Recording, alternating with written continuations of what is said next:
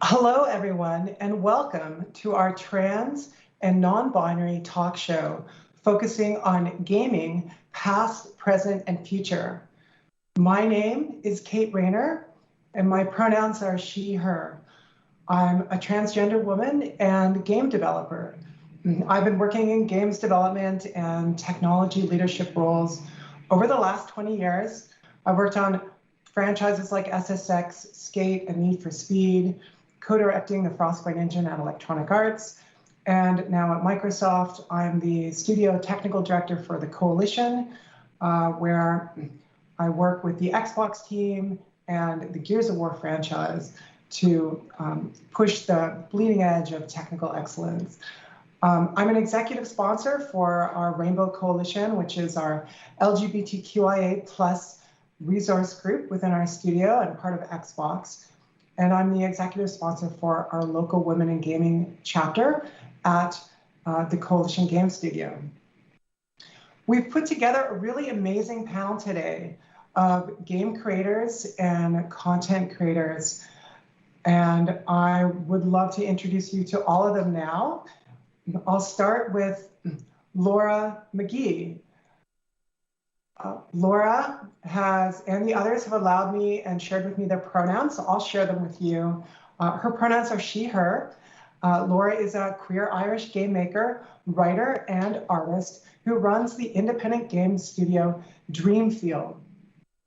She's been making games for 10 years, creating experimental narrative games such as Curtain, which follows the destructive relationship between two women in a Glasgow punk band. In 2020, she led the Dreamfield team in a collaboration with Annapurna Interactive to create and release the biggest and most acclaimed game yet, If Found.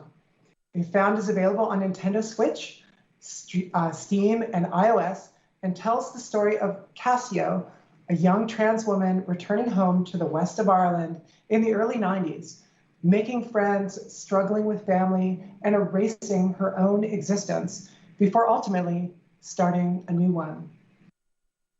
We also have joining our panel today, Project Ruby, pronouns they, them.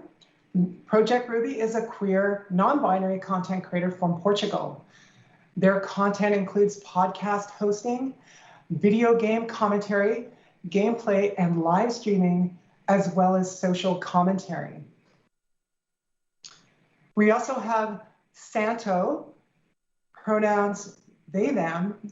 Santo is an artist, speaker, and game maker. Their latest project, Don't Wake the Night, is a 2D point-and-click game funded by the Ontario Arts Council Emerging Media Artist Grant and the Toronto Arts Council Media Artist Grant, inspired and based on concepts of spirituality from Guarani teachings. They are currently working on a new game project focusing around Indigenous cyberpunk and Indigenous futurisms.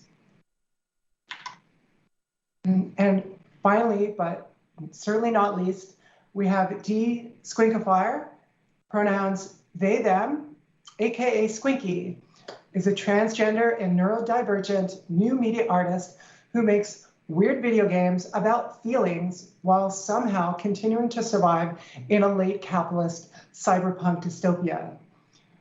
After stints in both industry and academia and gaining recognition for works such as Dominique Pamplemousse and Coffee, A Misunderstanding, they are currently in the process of co-founding a worker co-op game studio called Soft Chaos with two of their very good friends, while at the same time working on a solo album of short games titled Squinky and the Squinkettes Presents Second Puberty.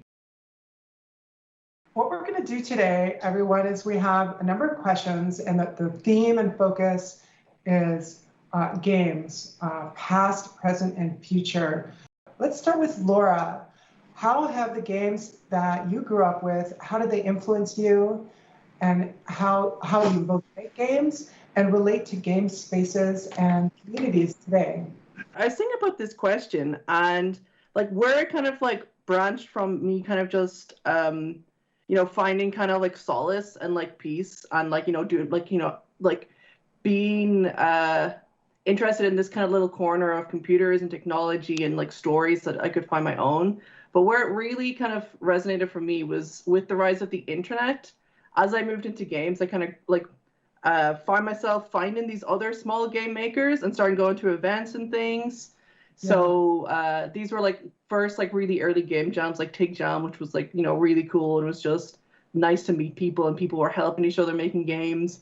But then things like different games and like different European festivals, and it was like really cool to meet people who were as like into all of this as I was. And yeah, this is when I started to see like queer games and like trans people as well, like there was like Twine was like a really good one. I remember there was like a game like Kim's Story, which was about a young like trans girl like that meant a lot. And then there was another one made by a Scottish woman. I can't remember her name right now, but it was about going to the doctors with a broken arm and having to tell the doctor about yeah, so when did you first notice that you had an arm? And all like your long history, to tell the doctor your history of your broken arm. And it's like, oh my God, like games can be this kind of expressive stuff as well. It didn't just have to be like massive things. And I love those massive things, but I was always drawn to the weirder ones like Majora's Mask and stuff, where it's about like characters and relations. Yeah. And I think so often we see with indie games and sort of individual game creators, they're willing and able to take more risks, and that's where you really see more opportunity. And well, I think you see more reflection of non-mainstream identities and experiences. Like, I think that's like tied into like the rise of the internet, where like suddenly you could connect with people who weren't just the people down the road. And when you are like more marginalized or more like, I grew up in the west of Ireland in the middle of nowhere, which is a lovely place, but there weren't many trans game devs, at least in the early 90s. And suddenly, yeah, we're sharing games that are experiences, but we're also sharing like, meeting people, which is like really cool. The ones that really, really grabbed me were like adventure games, specifically the ones by LucasArts, like the Monkey Island games and Grim Fandango and Day of the Tentacle and Full Throttle and things like that. And I just really, really loved this whole idea of like a story that you can play. So like that was like kind of my main entry point into like wanting to make games. Like it's like, all right, I've got like these stories, but I don't want people to just read them or watch them or whatever. I want them to play them. That like I love that. That's really cool. And kind of from there, maybe like in my early 20s or so, I found interactive fiction. So like people working, I guess, with text parser adventure game engines, but also just making really interesting experimental works, particularly like Emily Short and Adam Cadre and Zarf and those folks. So like again, kind of like Laura, like starting to like get into like these communities of people and like understanding games as a thing that people made. And like obviously I kind of like there was that some of that before. Like I had the strategy guide to Full Throttle growing up, and it had bios of all of the team members, and I was like, ooh, like I want to be Tim Schafer when I grow up. This sounds wonderful. But then in the end, like kind of gone to like smaller, more independent stuff, and that is really where the most interesting work is happening, I think. I think video games are uniquely suited for that, as opposed to linear media, and that's reflected. I see that kind of reflected in a lot of your work that you come out with yourself. Growing up in South America, like playing video games is still like not very accessible because it's something very expensive, and it's usually something that is reserved for like higher class, like rich people. So my experience with it was that I did have family that was much better off than my family, but they refused to share any of their video games and video game consoles. So I was quickly introduced to the concept of like class warfare at a very young age. So I relied a lot on like just a lot of times like someone would give me like a CD and was like, just put this into your computer and like it will load some games into it and then just play them. So in that sense, I was exposed to a lot of like experimental games at a very young age, stuff that could be stored in like just like a CD-ROM that was like usually like very weird like Game Boy games that were never like brought over to the West and that were like weirdly translated and like someone obviously kind of like patched it. So my early experiences with games have always been like very kind of like weird and experimental. And even as I grew older and I was able to like afford to play video games, like I kind of always sought out those like really weird experiences where like it's an unusual way of thinking about games, whether it's like it's just a shorter game or it's like an unusual narrative. And up until today, like I still like think a lot about the shorter games made a much like bigger impact on me than like the games that I've spent like hundreds of hours on. Even stuff like when I first started to like really invest time into making video games, like games like We Know the Devil were like very influential to me, like thinking about like branching dialogue or games narrative in general and like making short experiences that have like a lot of emotion in them. And even then like finding communities locally, and like I used to be in Toronto, so that's kind of where I started off with games, and finding people there through local communities that could like tell me more about like accessible ways to make games, because again I was coming at it from like a very like hacky experimental sense. So I wanted to find like unusual ways to like make games. For me, it's actually something that I didn't really reflect on. I feel like once you are an adult, you kind of reflect on the things that you watched or the games that you played, and you're like, oh, those kind of made me who I am today, or like the people that inspired you, or the characters that you gravitated towards. So for me, it was growing up a lot with like anime, and so naturally, as I got into games, it became JRPGs and stories like Final Fantasy, Kingdom Hearts, Shining Force, so many games that at the time I was just like, oh, this is cute, this is fun. But then kind of reflecting on it now, I can kind of recognize that, oh, a lot of those stories were about groups of misfits that had to come together almost in a lot of ways like chosen families, which are a lot of common themes with the queer experience, turns out. So yeah, that's kind of that's been my journey with games, right? Like relating to the characters, or even finding, comfort in characters that were kind of androgynous, and characters that were kind of defying gender, even if a lot of them were kind of villainized, and the queer coded characters tend to be the villain or the bad person. But as someone growing up, I kind of found inspiration in those without even realizing. And now as an adult, I'm like, oh, I became James from Pokemon, for example, and stuff like that. And I brought that up with my content creation journey as well, like wanting to share those stories, or dissecting why a character is queer coded, and why if they're a villain, why that's a bad thing for people outside of the community to look into and kind of see us as bad people, even though we're great, we're wonderful. Okay, awesome. There's like a few themes here, and one of the biggest themes I see is really about community, right? A lot of these are about the community of game creators and how you can have different experiences that might be outside of the mainstream gaming kind of circles.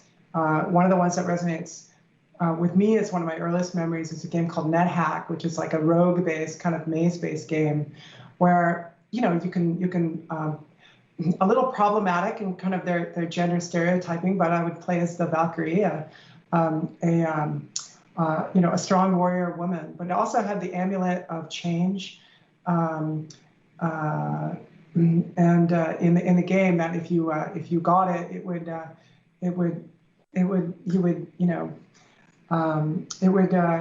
your gender would change if you wore this amulet. And for me, that was something obviously, for obvious reasons, I resonated towards. So these kinds of experiences that you can have with a game can really, I think, allow trans individuals to explore things in a safe space, well before they might be comfortable exploring them, out to the world.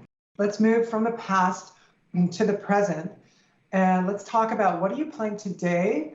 What are you most excited about in the field of games today? Right now, actually, continuing the theme with community, I've actually gotten back into like multiplayer games. I'm someone who usually plays a lot of single player stuff. So recently it's been interesting, and me and my friends joke that the queers are taking like the straight games back. So we're playing like Fortnite, and we're playing like Overwatch and all of those games that are so like associated with like straight culture in some ways, and we're just doing that. It's been super fun to do that.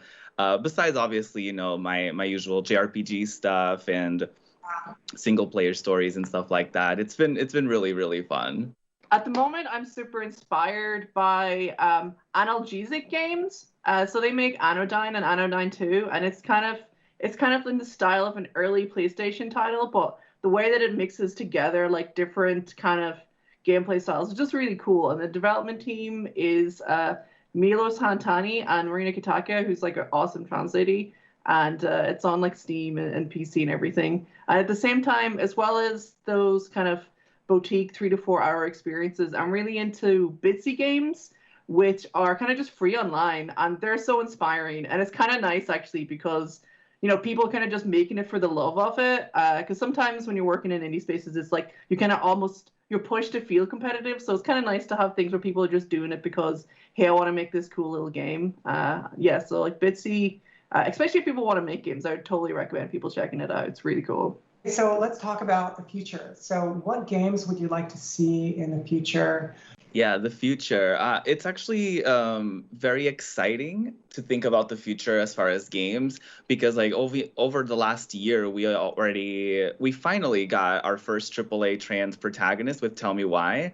And so it's exciting to see that. And obviously the indie space has always been super inclusive and always had representation. So it's exciting to see that, the AAA space is kind of catching up with as far as that, and seeing representation and diversity as far as the cast that you play as, the people that you get to watch their stories progress and learn about them. And that's kind of the message that I kind of want to see moving forward. And also queer stories that don't center around our identities necessarily.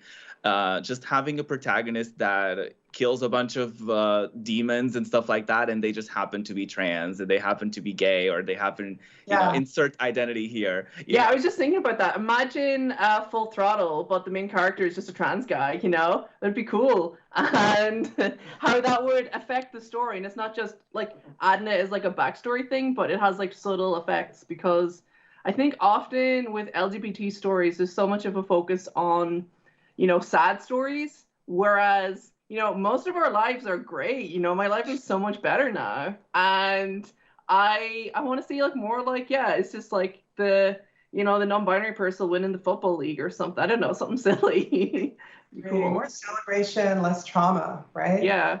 In general, I would love to see like more trans creators being able to have like the resources to make their own games and make like sustainable like ventures into gaming, whether it's like actually making a game or just creating criticism around games, or being like a let's player or a streamer or stuff like that, like anything like around games. I totally believe in that. And I think, as a sort of a AAA kind of mainstream game developer, I think it's just as important for the bigger companies to really grow the diversity of the people that are on their teams that are working on these games.